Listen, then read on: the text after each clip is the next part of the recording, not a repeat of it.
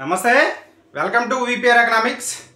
మనం సిరంజీ sir economy బుక్లో నుంచి జాతీయ ఆదాయం నేషనల్ ఇన్కమ్ టాపిక్కి సంబంధించి మనం అనేక వీడియోలు అనేది చేసుకోవడం అనేది జరిగింది. అయితే మనం కొంత భాగాన్ని విడిచిపెట్టేశాను. అప్పుడు ఎందుకోసం అంటే డేటాతో ముడిపడి ఉన్నటువంటి టాపిక్ కాబట్టి మనం చేసుకున్న అవసరానికి ఉపయోగపడుతుంది. నేను ఎప్పుడో సంవత్సరం క్రితం చేసిన డేటా ఇప్పుడు మీకు ఉపయోగపడకపోవచ్చు, అందుకోసమనే దాన్ని అక్కడతో ఆఫ్ చేశాను. ఇప్పుడు మనం కూడా కొంత డేటా పరంగా ఉండేటటువంటి కొంత పార్ట్ని విడిచిపెట్టేసి కోర్ సబ్జెక్ట్ వరకు మీకు చెప్తాను. దాంతోపాటుగా డేటాకి సంబంధించిన అంశాలు కూడా చెప్తా. ఎందుకోసం అంటే ఈ జాతీయ ఆదాయానికి సంబంధించి మనకి సెకండ్ అడ్వాన్స్డ్ ఎస్టిమేషన్స్ అనేవి వచ్చాయి. ఇప్పుడు ఆ సెకండ్ అడ్వాన్స్డ్ ఎస్టిమేషన్స్ మనం చదివాం అనుకోండి, అవి మన అవగాహన కోసమే ఉపయోగించుకోవాలి. నెక్స్ట్ మళ్ళీ మనకి మే 31న ఈ నేషనల్ ఇన్కమ్ సంబంధించి ప్రొవిజనల్ ఎస్టిమేషన్స్ అనేవి వస్తాయి. సో ఆ ప్రొవిజనల్ ఎందుకోసం మనకి జూలై ఆగస్టులో ఎగ్జామ్స్ కాబట్టి ఈ ప్రొవిజనల్ ఎస్టిమేషన్స్ మనకి మస్ట్ అండ్ షుడ్గా మనం చదవాలి. అవే మనకి తర్వాత వచ్చేటటువంటి డేటాకు సంబంధించి అప్డేట్స్ కాబట్టి. సో ఇప్పుడు వచ్చినటువంటి ఈ సెకండ్ అడ్వాన్స్ ఎస్టిమేషన్స్ అనేవి మనం ఈ డేటా అనేది చెప్తా ఖచ్చితంగా. అయితే ఈ డేటా అనేది మీరు అవగాహన కోసం మాత్రం ఉపయోగించుకోండి. దీనిపైన మరీ ఎక్కువగా స్ట్రెస్ పెట్టి చదవాల్సినటువంటి అవసరం అయితే లేదు. కాబట్టి ఇక్కడి నుంచి ఏంటంటే ఈ టాపిక్ సంబంధించి కోర్ సబ్జెక్ట్ మొత్తం మీకు చెప్పేస్తా. ఇంకా ఉండిపోయినటువంటి కోర్ సబ్జెక్ట్ మొత్తం చెప్పేస్తా. దాంతోపాటుగా మీకు మల్టిపుల్ చాయిస్ క్వశ్చన్స్ కూడా చేశాను ఆల్రెడీ. అంటే ఆ మల్టిపుల్ చాయిస్ క్వశ్చన్స్ అనేవి మీకు అలాగే ఎగ్జామ్స్లో వస్తాయని కాదు, మీ అవగాహన కోసం, మీ కాన్ఫిడెన్స్ పెంచుకోవడం కోసం మాత్రం ఉపయోగించుకోండి అని చెప్పాను.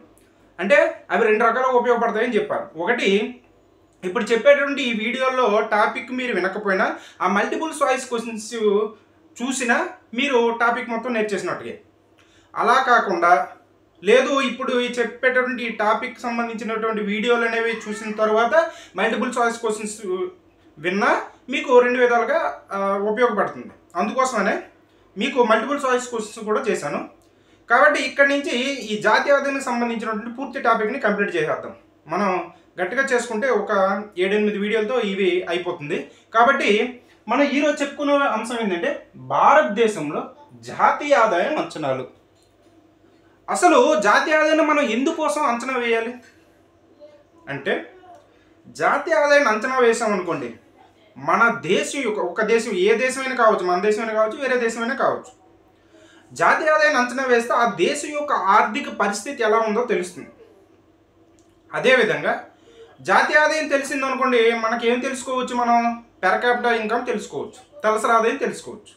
సో తలసరి ఆదాయాన్ని మనం జీవన ప్రమాణ ఒక సూచికగా మనం భావిస్తాం. అంటే ప్రజల యొక్క, దేశంలో ఉన్నటువంటి ప్రజల యొక్క జీవన పరిస్థితులు ఏ విధంగా ఉన్నాయని మనకు తలసరి ఆదాయం అనేది తెలుస్తుంది. అదేవిధంగా జాతీయ ఆదాయం అనేది ఆర్థిక వ్యవస్థలో ఉన్నటువంటి వివిధ వ్యక్తుల మధ్య, సంస్థల మధ్య, లేకపోతే ఉత్పత్తి కారకాల మధ్య ఏ విధంగా పంపిణీ జరుగుతుంది అనేటువంటి అంశాలు కూడా తెలుస్తాయి. వాటితో పాటుగా లాభాలు ఎంత వస్తున్నాయి, వేతనాలు ఎంత ఇస్తున్నాం, ఇటువంటి అంశాలు తెలుస్తాయి. ఆర్థిక పరిస్థితి తెలుస్తుంది.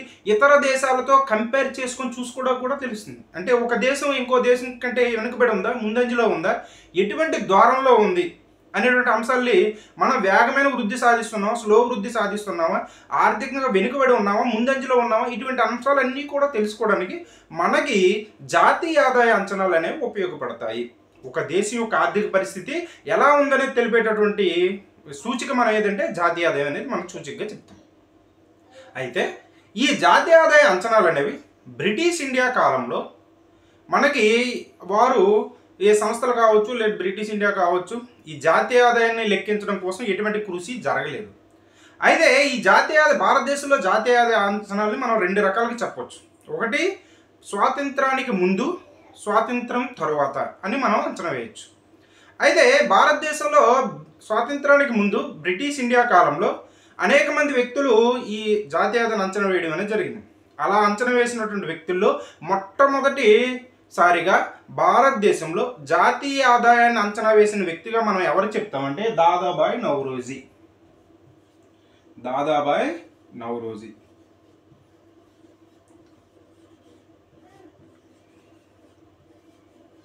ఈ దాదాబాయి నౌరోజీ గారిని భారతదేశంలో జాతీయ ఆదాయ అంచనాలను వేసినటువంటి మొట్టమొదటి వ్యక్తి ఎవరంటే దాదాబాయి నౌరోజీ గారు. ఈ దాదాబాయి నౌరోజీ గారు ఏ సంవత్సరంలో జాతీయ ఆదాయ అంచనాలను వేశారంటే 1876 సంవత్సరంలో ఈ జాతీయ ఆదాయ అంచనాలను వేశారు. అయితే ఆయన 1876 సంవత్సరంలో ఉన్నప్పుడు గత సంవత్సరానికి సంబంధించి, ఇప్పుడు ఎగ్జాంపుల్కి మనం ఇప్పుడు 2024లో ఉన్నాం.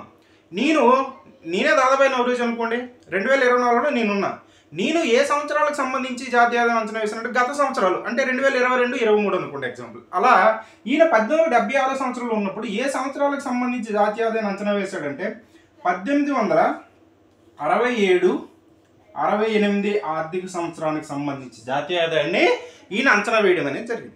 అయితే ఈయన వ్యక్తిగతంగా అంచనా వేయడం అనేది జరిగింది. అంటే ఒక శాస్త్రీయబద్ధంగా అంచనాలు అయితే కాదు, ఎందుకంటే వ్యక్తిగతంగా అంచనాలు కాబట్టి ఒక ప్రాంతానికి కానీ లేదనుకుంటే బ్రిటిష్ వారికి అనుకూలంగా కానీ ఇవి అంచనాలు అనేవి ఉండవచ్చు. కాబట్టి ఇవి శాస్త్రీయబద్ధమైన అంచనాలు అయితే కాదు. అయితే ఈయన 1867, 68 సంవత్సరానికి సంబంధించి జాతీయ ఆదాయాన్ని అంచనా వేశారు. అయితే ఈయన ఎంతగా అంచనా వేశారంటే జాతీయ ఆదాయాన్ని, నేషనల్ ఇన్కమ్ని ఎంతగా అంచనా వేశారంటే 340 కోట్లుగా అంచనా వేయడం అనేది జరిగింది. 340 కోట్లుగా దాదాబాయి నౌరోజీ గారు అంచనా వేయడం అనేది జరిగింది. అదేవిధంగా జనాభాని ఎంతగా అంచనా వేశారంటే 17 కోట్లుగా జనాభాని అంచనా వేయడం అనేది జరిగింది. ఇప్పుడు జాతీయ ఆదాయం తెలిసింది, జనాభా తెలిసింది. మనకి ఇంకోటి ఎలా కనుక్కోవచ్చు, మనం పెర్ క్యాపిటల్ ఇన్కమ్ని ఎలా కనుక్కోవచ్చు, మనం తలసరి ఆదాయం కూడా ఈయన లెక్కించాడు. సో జనాభా తెలిసింది, జాతీయ ఆదాయం తెలిసింది. మనం పెర్ క్యాపిటల్ ఇన్కమ్ని ఎలా అంచనా వేయచ్చు, మనం ఎన్ఐ బై పాపులేషన్ కదా, NI by population. So national income ఎంత, 340 కోట్లు నేషనల్ ఇన్కమ్ అయితే జనాభా ఏమో 17 కోట్లు. సో మనకి 20 రూపాయలు అనేది తలసరి ఆదాయంగా అంచనా వేయడం అనేది జరిగింది. 20 రూపాయలు తలసరి ఆదాయంగా అంచనా వేయడం అనేది జరిగింది. నేషనల్ ఇన్కమ్ 340 కోట్లుగా అంచనా వేశాడు, పాపులేషన్ ఏమో 17 కోట్లుగా అంచనా వేశాడు. అదేవిధంగా పెర్ క్యాపిటల్ ఇన్కమ్ ఏమో 20 రూపాయలుగా అంచనా వేయడం అనేది జరిగింది. అయితే ఈయన ఒక గ్రంథాన్ని కూడా రాశారు. ఆ గ్రంథం ఏంటంటే poverty in un British rule, poverty and un-British rule in India. Poverty and అన్-బ్రిటిష్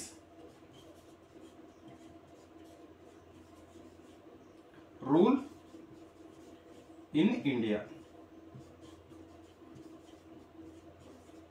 poverty and un-British rule in India అనేటువంటి ఈ గ్రంథంలో ఈయన డ్రైన్ థియరీని కూడా వివరించడం అనేది జరిగింది. డ్రైన్ థియరీ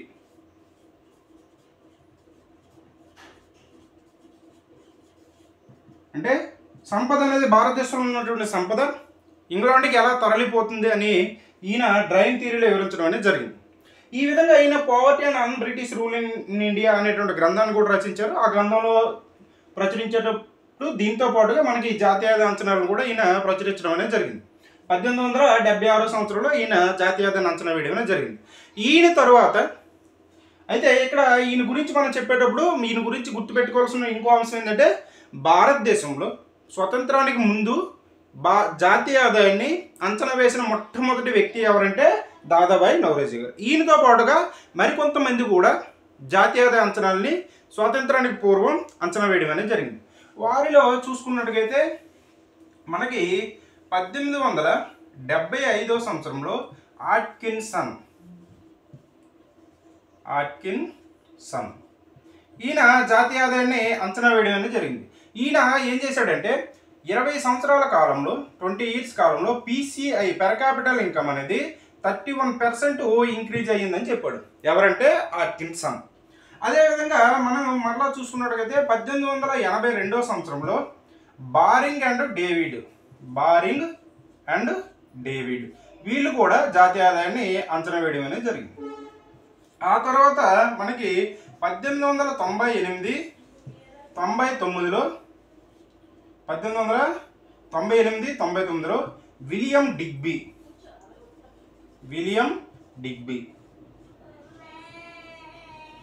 ఈయన జాతీయ ఆదాయాన్ని అంచనా వేశారు.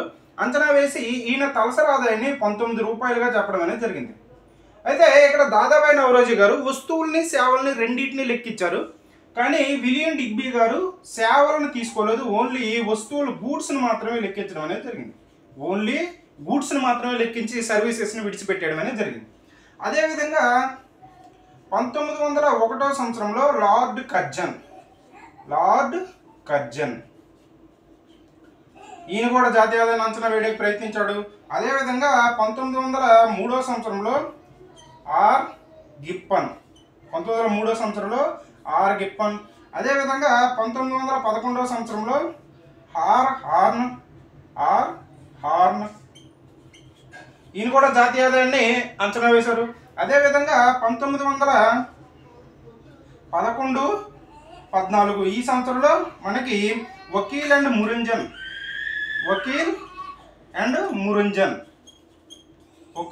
మురంజన్లు కూడా జాతీయ ఆదాయాన్ని అంచనా వేయడం అనేది జరిగింది. ఆ తర్వాత చూసుకున్నట్టయితే మనకి 1913-14లో మనకి విలియం జోసి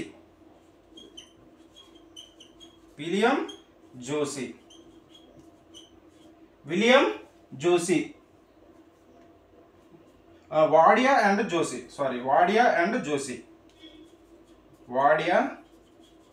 అండ్ జోసి వీళ్ళిద్దరూ జాతీయ ఆదాయాన్ని అంచనా వేయడం అనేది జరిగింది. అదేవిధంగా మరలా చూసుకున్నట్టయితే 1919-20 ఈ సంవత్సరాలు అంచనా వేసినటువంటి వ్యక్తి ఎవరంటే లిప్టన్ అనేటటువంటి వ్యక్తి 1919-20 సంవత్సరంలో జాతీయ ఆదాయాన్ని అంచనా వేయడం అనేది జరిగింది. అదేవిధంగా 1921లో బిఎస్ శర్మ ఈయన జాతీయ ఆదాయాన్ని అంచనా వేయడం అనేది జరిగింది. ఇంకా ఉన్నారు అంచనా వేసేవాళ్ళు, కాకపోతే మనం ఫాలో అయ్యేది ఏంటంటే చిన్న వీడియోలే కాబట్టి ఇక్కడతో ఆపేసి మరలా మనం నెక్స్ట్ వీడియోలో చెప్పుకుందాం. ఎందుకోసం అంటే ఇవి మనకి ఖచ్చితంగా గుర్తుండాలి. ఎందుకోసం అంటే ఇప్పుడు ఎగ్జామ్ ప్యాటర్న్ ప్రకారం మనకి వీటిని మ్యాచింగ్గా అడిగేటటువంటి అవకాశం ఉంది. పలానా ఇది అడుగుతాడు అది అడగడు అని మనం చెప్పలేము. ఇంతకుముందు పరిస్థితులు వేరే, ఇప్పుడు పరిస్థితులు ప్రతిదీ చదవడమే, వస్తుందా రాదు అనేది దేవుడికి వదిలేయడానికి. అలా చూడండి, ఇది మనకి మ్యాచింగ్ అడిగేటటువంటి అవకాశం ఉంది కాబట్టి ఈ ఇయర్స్ గుర్తుపెట్టుకోవాలి. ఏ సంవత్సరంలో ఎవరు మనకి జాతీయ అంచనాలు వేశారు అనేది మనం గుర్తుపెట్టుకోవాలి ఖచ్చితంగా. కాబట్టి మనం ఇక్కడితో ఆపేసి నెక్స్ట్ వీడియోలో మనం మిగతా వ్యక్తుల గురించి మనం చెప్పుకుందాం. దాదాబాయి నవరోజీ గారు 1876 సంవత్సరంలో 1867-68 సంవత్సరానికి సంబంధించి జాతీయ ఆదాయాన్ని అంచనా వేశారు. భారతదేశంలో జాతీయ ఆదాయాన్ని అంచనా వేసిన మొట్టమొదటి వ్యక్తిగా మనం దాదాబాయి నవరోజీ గారిని చెప్తాం. ఈయన జాతీయ ఆదాయం ఏమో 340 కోట్లకు అంచనా వేశారు, పాపులేషన్ ఏమో 17 కోట్లకు అంచనా వేశారు. మనకి తలసరి ఆదాయాన్ని 20 రూపాయలకు అంచనా వేయడం అనేది జరిగింది. ఈయన రాసిన గ్రంథం ఏంటంటే poverty and an British rule in India అనేటువంటి గ్రంథం రచించారు. అదేవిధంగా ఈయన డ్రైన్ థియరీని కూడా వివరించడం అనేది జరిగింది. ఈయన తర్వాత మరికొంతమంది వ్యక్తులు ఎవరంటే 1875లో ఆట్కిన్సన్. ఈయన 20 సంవత్సరాల కాలంలో తలసరి ఆదాయం అనేది 31% పెరిగిందని అంచనా వేయడం అనేది జరిగింది. అదేవిధంగా 1882లో బారింగ్ అండ్ డేవిడ్, 1898-99లో విలియం డిగ్బీ. విలియం డిగ్బీ తలసరి ఆదాయాన్ని మనకి పీసీఐని పెర్ క్యాపిటల్ ఇన్కమ్ని 19 రూపాయలుగా అంచనా వేశారు. ఈయన వస్తువులు మాత్రమే పరిగణలోకి తీసుకొని అంచనా వేశారు, సేవలను విడిచిపెట్టడం అనేది జరిగింది. అదేవిధంగా 1901లో లార్డ్ కర్జన్, 1903లో ఆర్ గిప్పన్, 1911లో ఆర్ హార్న్, అదేవిధంగా 1911-14లో వకీల్ అండ్ మురంజన్లు, అదేవిధంగా 1913-14లో వాడియా అండ్ జోసీలు, అదేవిధంగా 1919-20లో లిప్టన్, అదేవిధంగా 1921లో బిఎస్ శర్మ. వీళ్ళు జాతీయ ఆదాయాన్ని అంచనా వేయడం అనేది జరిగింది. నెక్స్ట్ ఇంకా చాలామంది ఉన్నారు అంచనా వేసేటటువంటి వాళ్ళందరి గురించి కూడా మనం నెక్స్ట్ వీడియోలో డిస్కస్ చేద్దాం. ఈ వీడియో కానీ మీకు నచ్చినట్టయితే లైక్ చేయండి, షేర్ చేయండి, సబ్స్క్రైబ్ చేయండి. Thank you.